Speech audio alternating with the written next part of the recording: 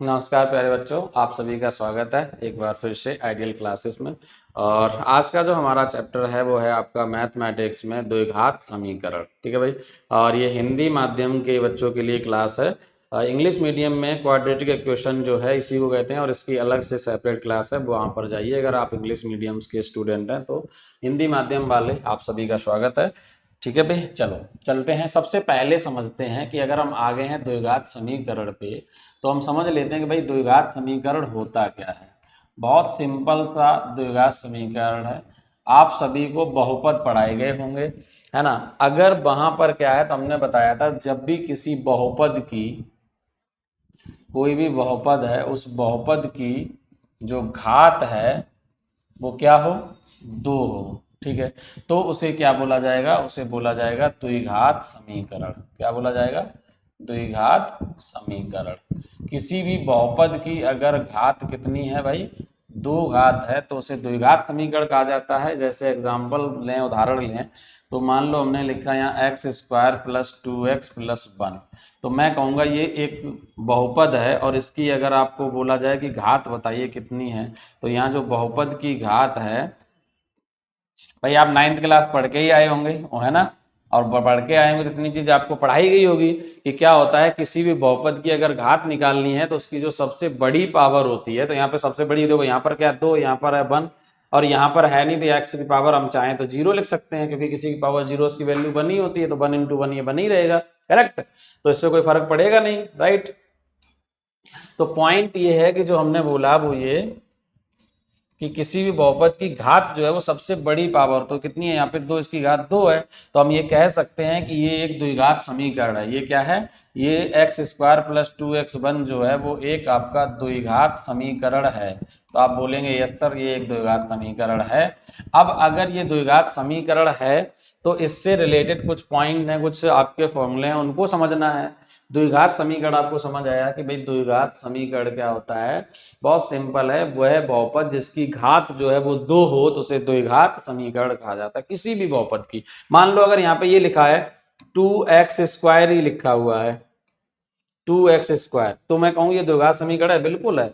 अगर यहाँ पे लिखा है 2x स्क्वायर प्लस 5, ठीक है, तो ये द्विघात समीकरण है। अगर लिखा है एक्स स्क्वायर माइनस 3, द्विघात समीकरण है। अगर लिखा है 2x square plus 5x minus 4, ये भी द्विघात समीकरण। ये सब द्विघात समीकरण है। करेक्ट, क्यों, क्योंकि इनमें सबसे बड़ी घात जो है वो 2 है। तो द्विघात समीकरण क्या होता है, जिसकी घात 2 होती है उसे हम द्विघात समीकरण कहते हैं। चलिए आगे चलते हैं। देखो हमारा जो टॉपिक था वो क्या है, द्विघात समीकरण है। अब इस द्विघात समीकरण में हमें एक एक करके सारी चीजें समझना है। ध्यान से समझो, द्विघात समीकरण में मैंने आपको बताया कि द्विघात समीकरण क्या होता है। अब अगर हम बात करें, ध्यान समझो, क्योंकि अगर द्विघात समीकरण है तो एक चीज तो क्लियर है कि इसके जो मूल होंगे वो 2 होंगे, क्योंकि जितनी पावर होती है मूल भी उतने ही होते हैं। तो चूंकि ये एक द्विघात समीकरण है, तो यदि क्या मान लिया जाए, यदि किसी द्विघात समीकरण के मूल अगर हम इसके मूल ले लें अल्फा एंड बीटा, बीटा हैं, तो अगर हमने इसके 2 मूल ले लिए अल्फा एंड बीटा, तो अगर हमसे पूछा जाए समीकरण बताओ क्या होगा, तो इसका जो समीकरण होगा वो आ जाएगा आपका एक्स स्क्वायर माइनस ब्रैकेट में आएगा alpha plus beta, x plus alpha into beta बराबर 0। ये फॉर्मूला है, आपको याद रखना। कोई भी अगर द्विघात समीकरण आता है और अगर उस द्विघात समीकरण के मूल दिए जाएं, अल्फा और बीटा हो, तो यहाँ पे जो फॉर्मूला आता है वो आता है x square minus alpha plus beta x plus alpha into beta. अब बात करते हैं अल्फा प्लस बीटा क्या है। तो जो अल्फा प्लस बीटा होता है, अल्फा प्लस बीटा होता है, इसे बोलते हैं मूलों का योगफल। इसे कहा जाता है मूलों का योगफल। और अल्फा इंटू बीटा जो है इसे कहा जाता है मूलों का गुणनफल। इसे कहा जाता है मूलों का गुणनफल। ठीक है भाई, इसे क्या कहा जाता है, इसे बोला जाएगा मूलों का गुणनफल। तो आई होप आपको सारी चीजें क्लियर हो रही होंगी कि अगर आपको अल्फा प्लस बीटा दिया जाए और अल्फा इंटू बीटा दिया जाए तो भी आप समीकरण निकाल पाएंगे, और यदि आपको अल्फा बीटा दिए जाएं तो आप उन्हें जोड़कर भी निकाल सकते हैं। जैसे क्वेश्चन कर लेते हैं। क्वेश्चन मान लो ये है, प्रश्न आपका क्या है, प्रश्न ये है, यदि किसी द्विघात समीकरण के मूल -2 एवं 3 हो तो समीकरण ज्ञात करो। क्वेश्चन आ गया कि भाई अगर किसी भी द्विघात, अभी मैं अपनी तरफ से एग्जांपल करा रहा हूँ, एक्सरसाइज पे आऊंगा, घबराने की जरूरत नहीं है, ठीक है भाई। किसी द्विघात समीकरण के जो मूल हैं वो है -2 यानी -2 और एक है 3, ये मूल दे रखे हैं। पूछा गया कि समीकरण बताओ यानी द्विघात समीकरण करो, तो इसे हल कैसे करेंगे। तो इसका जो हल है वो आपका आएगा, सबसे पहले तरीका भी समझो। अक्सर कर स्टूडेंट एक सबसे बड़ी ये गलती करते हैं, वो डायरेक्ट सॉल्यूशन कर देते हैं, सीधा आंसर निकालने की कोशिश करते हैं। तो उससे पहले क्या क्या क्वेश्चन में दिया, क्वेश्चन बोर्ड में लिखना नहीं होता है कॉपी में। अब क्वेश्चन नहीं लिखोगे तो जो गिवन है वो चीज लिखा करो। चूंकि यहाँ पर जो दिए गए समीकरण के मूल, तो यहाँ पे लिख दो जो दिए गए द्विघात समीकरण या समीकरण के मूल। तो समीकरण के जो मूल हैं वो हो गए आपका, एक अल्फा है तो वो -2 हो गया, दूसरा बीटा है वो हो गया 3, 2 मूल हो गए ये। अब हमें क्या निकालना है, सबसे पहले हमें निकालना है मूलों का योग। तो जो मूलों का योग होता है वो होता है अल्फा प्लस बीटा। तो अगर हम वो निकालेंगे तो ये आएगा -2 और प्लस करेंगे 3, तो ये हो जाएगा 3 प्लस का है और ये माइनस का 2, तो ये आ जाएगा 1, करेक्ट। अब हम निकाल लेते हैं इनका गुणनफल। मूलों का गुणनफल, तो गुणनफल होता है अल्फा इंटू बीटा।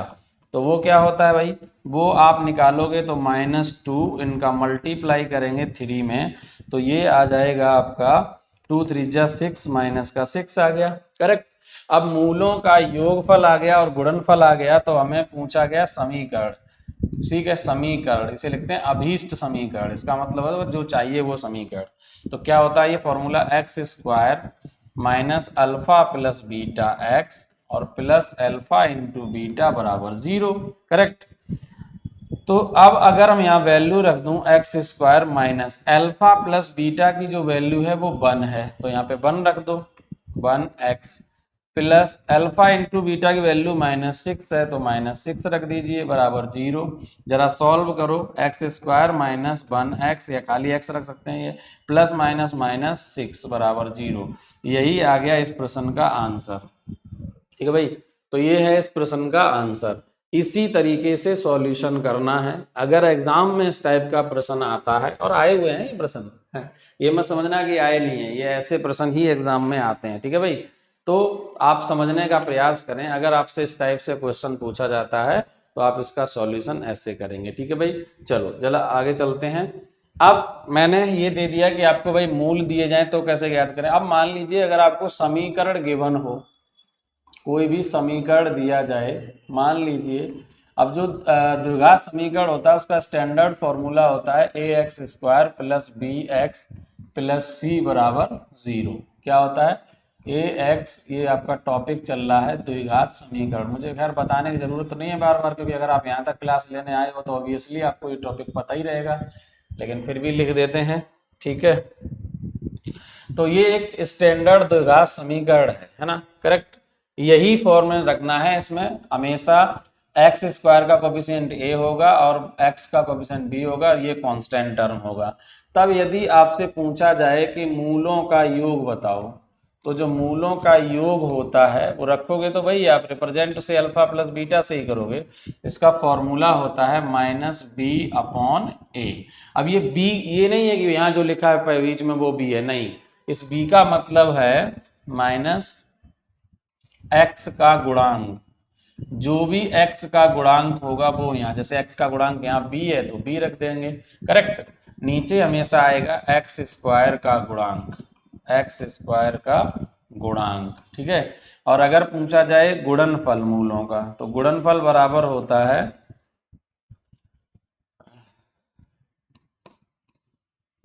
नियत पद और बटे होगा एक्स स्क्वायर का गुणांक।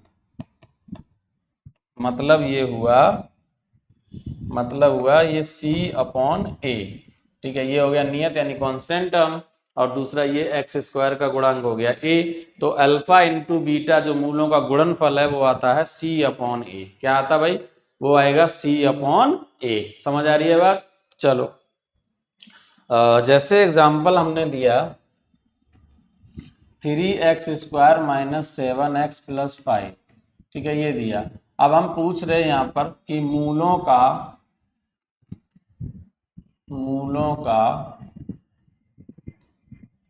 योगफल, मूलों का योगफल एवं गुणनफल ज्ञात करो। मूलों का योगफल एवं गुणनफल ज्ञात करो। अब ये आपका प्रश्न है, इसको कैसे सॉल्व करना है आपको समझना है। हल क्या होगा भाई इसका हल? चलो देखते हैं क्या होगा हल। सबसे पहले समीकरण जो दिया उसे लिखिए, x² माइनस 7x प्लस 5, ठीक है। अब इस समीकरण की तुलना कर दो ax² plus bx plus c से तुलना करने पर, ठीक है।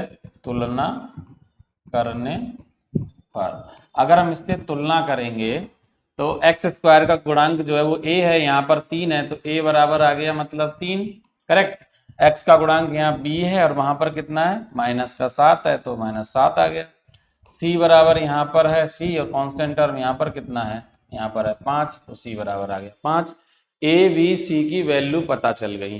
पूछा गया है कि मूलों का योगफल और गुणनफल। तो अगर मूलों का योगफल निकालोगे बेटा, मूलों का योग यानी अल्फा प्लस बीटा, ठीक है भाई। मूलों का योग निकालेंगे तो वो बराबर होता है b माइनस का b अपॉन a। तो माइनस b की वैल्यू कितनी है, माइनस साइन तो फॉर्मूले में है और b की वैल्यू भी माइनस में, तो माइनस में ही रखेंगे। a की वैल्यू है 3, तो 3 रख दो। माइनस माइनस प्लस हो जाएगा 7/3, ये आ गया, करेक्ट। अब अगर हमें निकालना है मूलों का गुणनफल, मूलों का गुणनफल, तो मूलों का गुणनफल यानी अल्फा इंटू बीटा, और ये बराबर होता है, ये बराबर होता है आपका c अपॉन a। c की वैल्यू कितनी है 5, 5 रख दो। a की वैल्यू कितनी है 3, तो 3 रख दो। तो ये आ गया 5/3। तो अब आप मूलों का योगफल और गुणनफल दोनों आ गया, बस यही आपका आंसर है। इस तरीके से अगर प्रश्न पूछे जाएं तो आपको करना है, ठीक है। अभी हम कॉन्सेप्ट समझा रहे हैं आपको, सारे कॉन्सेप्ट करा दूंगा। देखो समझना तरीका क्या, सबका अपना अपना तरीका है। कुछ लोग आएंगे सीधा एक्सरसाइज कराते हैं, उनका अपना तरीका है, हम उस पर कोई वो नहीं करना चाहते। हमारा तरीका है कि हम आपको पहले एक एक करके सारे कॉन्सेप्ट समझा दूं, फिर सीधा एक्सरसाइज पे। फिर एक्सरसाइज पे जब आते हैं तो आधे से ज़्यादा बच्चे इस योग्य हो जाते हैं कि वो क्वेश्चन को सॉल्व कर सकते हैं। फिर उन्हें जो जो डाउट है वो पूछ लेते हैं, तो वो ज़्यादा अच्छा लगता है मुझे, क्योंकि अगर आप खुद से करें वही बेहतर है ना। हम यहाँ करा कर चले जाएं उससे कोई फायदा नहीं। जब तक आप क्वेश्चन को सॉल्व नहीं कर पाएंगे, प्रश्न को हल नहीं कर पाएंगे, तब तक मेरे पढ़ाने का कोई भी मकसद नहीं है। मेरे पढ़ाने का मतलब ये नहीं है कि मैं आऊँ और एक एक करके क्वेश्चन सारे सॉल्व करके निकल जाऊँ, तो वो तो फायदा क्या है फिर। तो वो हमें तो आता ही है मैथमेटिक्स, हमें आपको सिखाना है भाई आप कैसे करोगे सॉल्व, करेक्ट है ना। जब आपको आ जाएंगी चीजें तभी तो मजा आएगा ना पढ़ने में। चलिए, अब अगर हमें दिया जाए ax² plus bx plus c, ये आपका एक द्विघात समीकरण है। क्या है भाई? द्विघात समीकरण। अगर ये एक द्विघात समीकरण है तो अक्सर कर मूलों की प्रकृति आती है। तो एक चीज पूछी जाती है कैलकुलेट करने के लिए आपसे, विवेकतर, विवेकतर यही होता ना, इसे इंग्लिश में डिस्क्रिमिनेंट कहते हैं, डिस्क्रिमिनेंट। डिस्क्रिमिनेंट। इसे रिप्रेजेंट किससे किया जाता है? कैपिटल डी से। तो डी बराबर फॉर्मूला पढ़ा होगा आप सभी ने, B square minus 4ac। Correct, ये सब ने पढ़ा होगा कि जो फॉर्मूला होता है डी बराबर, विभक्तर जो होता है वो डी बराबर होता है बी स्क्वायर माइनस 4ac। ठीक है, अब बी स्क्वायर माइनस 4ac दिया है और हमें निकालनी है मूलों की प्रकृति, यानी मूल कैसे हैं, नेचर ऑफ द रूट्स, मूलों की प्रकृति, नेचर ऑफ द जीरोस या फिर नेचर ऑफ द रूट्स। तो मूलों की प्रकृति कैसे पता चलेगी? उसको प्रकृति पता करने के लिए, जैसे अगर d आता है ग्रेटर देन 0, अगर d की वैल्यू 0 से अधिक है, यानी 1 2 3 4 5 6 पॉजिटिव में कुछ भी है, तो यहाँ पर जो है वो मूल कैसे होंगे? मूल वास्तविक होंगे, वास्तविक एवं असमान होंगे, मतलब बराबर नहीं होंगे, मूल असमान होंगे। अगर मूल अलग अलग हैं, ठीक है, और वास्तविक हैं, रियल रूट्स हैं, तो आपको जो d है वो हमेशा क्या होगा? ग्रेटर देन 0 होगा। सेकेंड कंडीशन है यदि d बराबर 0 है, अगर d जो है वो बराबर है 0 के, तो यहां पर ध्यान रखना, तो मूल कैसे होंगे? तो मूल होंगे, मूल वास्तविक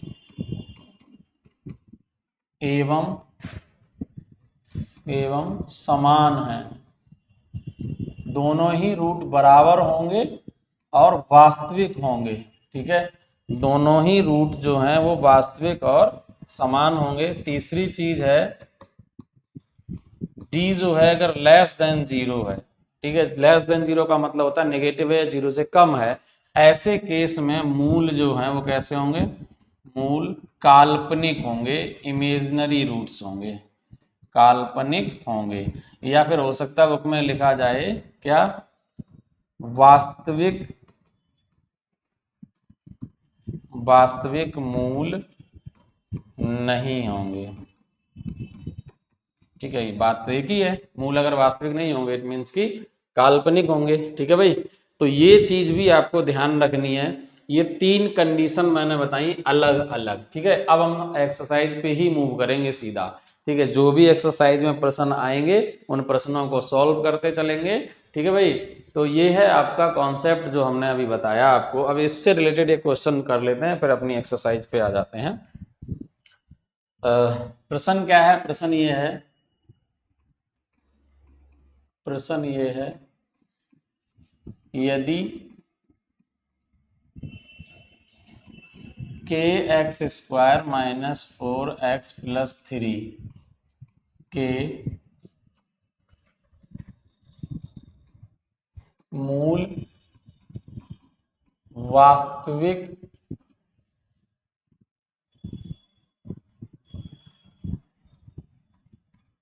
एवं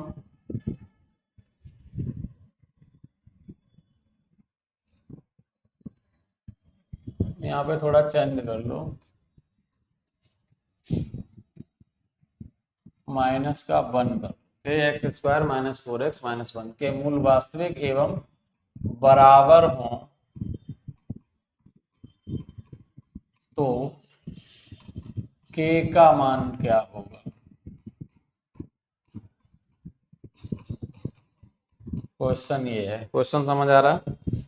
क्वेश्चन भाई ये है क्या, यदि के x square minus 4x minus 1 के मूल वास्तविक एवं बराबर हो, कंडीशन को समझना है, मूल जो है वो वास्तविक एवं बराबर हो तो के का मान क्या होगा? अभी मैंने बताया था इसका हल जब करोगे तो यहाँ पे लिखना पड़ेगा। सबसे पहले तो के x square minus 4x minus 1, ठीक है, ये दिया है समीकरण आपको। अब उसने कहा इसके मूल जो है के मूल कैसे हैं? बराबर हैं।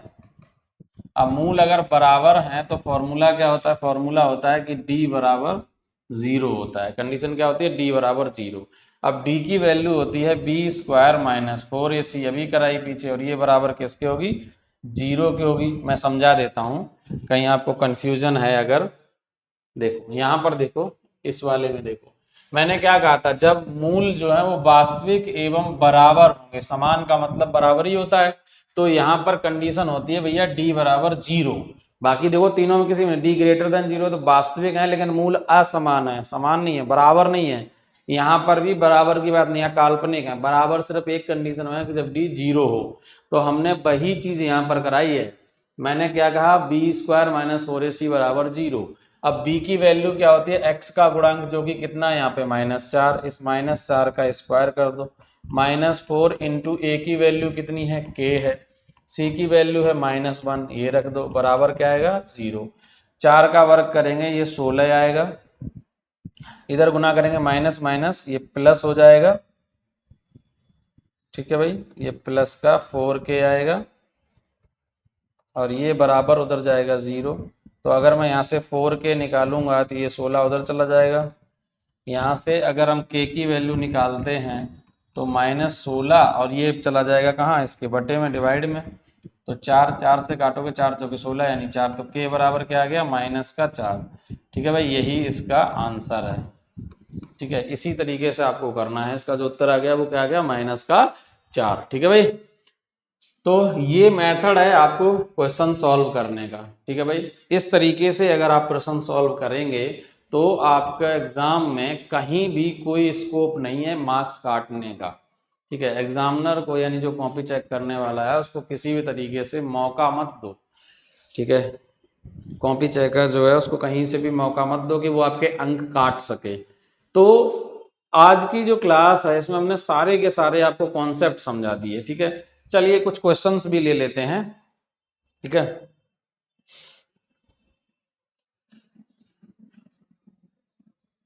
जरा क्वेश्चन ले लेते हैं।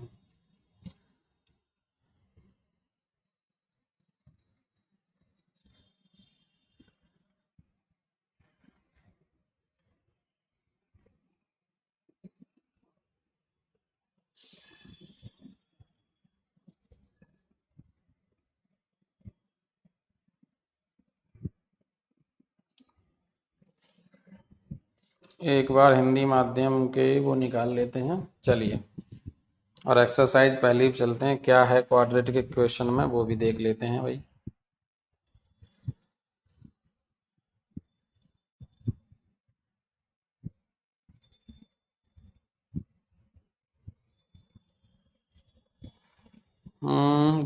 द्विघात समीकरण, थोड़ा सा मैं क्वेश्चन, ठीक है, क्वेश्चन का मैं वो बना के नहीं लाया था, वैसे तो मुझे कॉन्सेप्ट कॉन्सेप्ट पहले कराना। चलिए ठीक है, आ गई। तो आपका एक्सरसाइज है, अभ्यास प्रश्नावली जो है वो आपकी है 4.1। ठीक है, पहला क्वेश्चन है कि जांच कीजिए कि क्या निम्नलिखित में से द्विघात समीकरण है या नहीं है। क्वेश्चन नंबर 1 में क्या है, क्वेश्चन नंबर जो 1 है उसमें आपको ये चेक करना है, फर्स्ट इसका है x+1 का होल स्क्वायर और बराबर क्या है, जैसे पहले में 2 ब्रैकेट में x-3 ये है। सेकंड है, इसमें बहुत सारे प्रश्न हैं। सेकंड इसमें दे रखा है कि आपका x² - 2x बराबर, ब्रैकेट में दिया है -2 और दूसरे ब्रैकेट में 3 - x। एक प्रश्न ये है आपका। ठीक है, इसी टाइप के लगभग प्रश्न हैं। अब इसमें मैं एक दो प्रश्न करा देता हूं क्योंकि कारण है, बहुत सिंपल प्रश्न है ये वाले, है ना। फिर भी अगर आपको लगे कि सर नहीं आ रहे हैं तो आप बता देना, मैं करवा दूंगा। अभी मैंने ये पहली जो लाइन मैंने बोली थी उसी पे बेस्ड क्वेश्चन है, मैंने इसीलिए कॉन्सेप्ट आपको सारे कराए। क्वेश्चन में पूछा गया कि जांच करो ये निम्नलिखित जो है वो द्विघात समीकरण है या नहीं है। तो मैंने एक कंडीशन बताई थी, चाहो तो आप देख लो।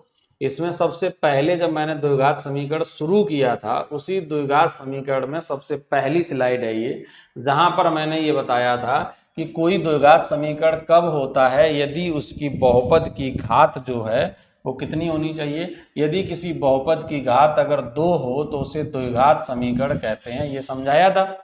ठीक है, तो यहां पर भी हमें क्या करना है, हमें वही काम करना है।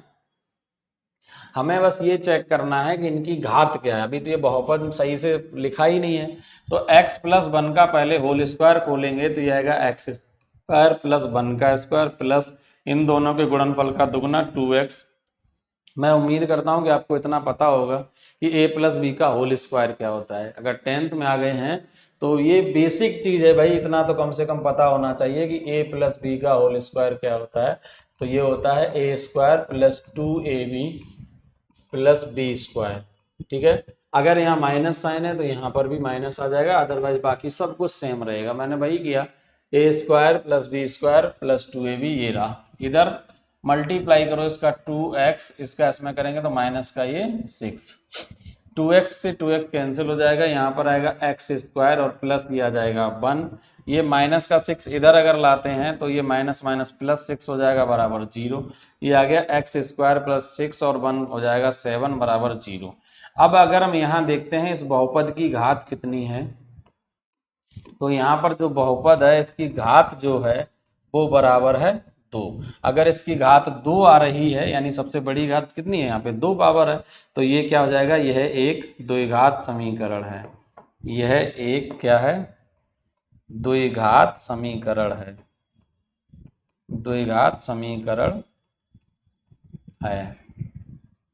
ठीक है, यह क्या है, एक द्विघात समीकरण है। ठीक है भाई, आगे चलते हैं, इस वाले पे आते हैं, इसको चेक करना है क्या ये द्विघात समीकरण है या नहीं है।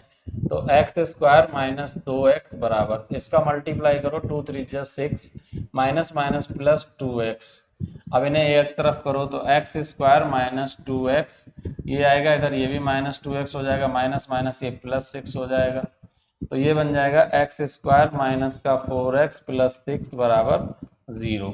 यहाँ पर भी बहुपद की घात 2 है, तो अतः ये भी क्या है, अतः यह एक द्विघात समीकरण है, द्विघात समीकरण है। क्यों है, क्योंकि इसकी जो घात है वो कितनी है, जो बहुपद है उस बहुपद की घात बराबर क्या है, 2। तो जब अगर बहुपद की घात 2 होगा तो ये एक द्विघात समीकरण होगा। ठीक है भाई, तो इस तरीके से आपको ये एक्सरसाइज करनी है। अगर आपको लगे कि कोई क्वेश्चन नहीं आ रहा, सर ये वाला क्वेश्चन बताओ, तो कमेंट बॉक्स में हमें कमेंट करें, हम आगे क्वेश्चन ये करवा देंगे। ठीक है, आज की क्लास में इतना ही, मिलते हैं नेक्स्ट वीडियो में। Thank you for watching this video, have a nice day.